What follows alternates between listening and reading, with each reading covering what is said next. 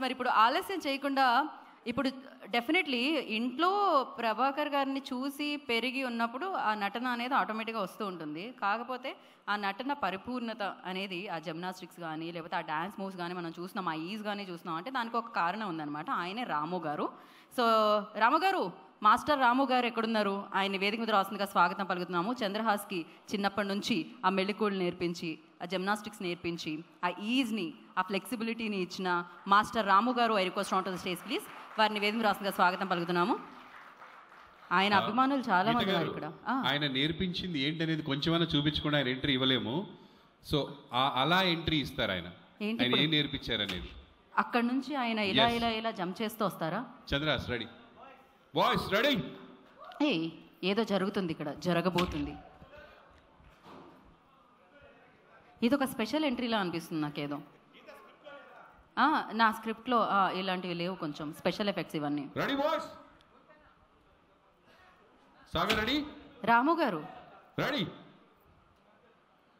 Ready గీత గారు. నేను ఇప్పటి నుంచో రెడీ, గత కొంతకాలంగా. Let's welcome Ramu master. Go. Ramu mass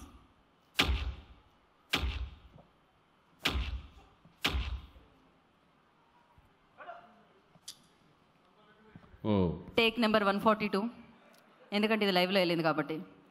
sorry 145, నివృత్తికి అన్ని ఎకర్స్లో ఫామ్ ల్యాండ్స్ ఉన్నాయి కాబట్టి. So action. 143 అంట. యాక్షన్.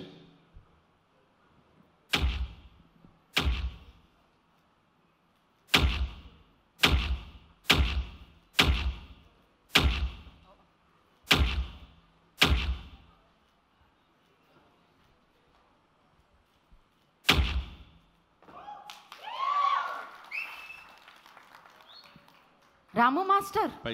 ఇందులో ఎవరు రాము మాస్టర్? లాస్ట్లో వచ్చిన రాము మాస్టర్. ఓకే, ఆయనలో కూడా చాలా ప్రేమ కనిపిస్తుంది నాకు, ఎన్ని జిమ్నాస్టిక్స్ ఇవి చేసినా కూడా. ఇది లైవ్లో అసలు మేము ప్రిపరేషన్ ఏం లేదు, జస్ట్ ఇక్కడ వచ్చి ఇప్పుడు ఇలా వచ్చి అలా వెళ్ళిపోయాయి అనమాట. సో ఈ చిన్న టైంలో ఈ మాత్రం చేయడం అంటే మాస్టర్ వల్లనే. So thank you master, thank you so much.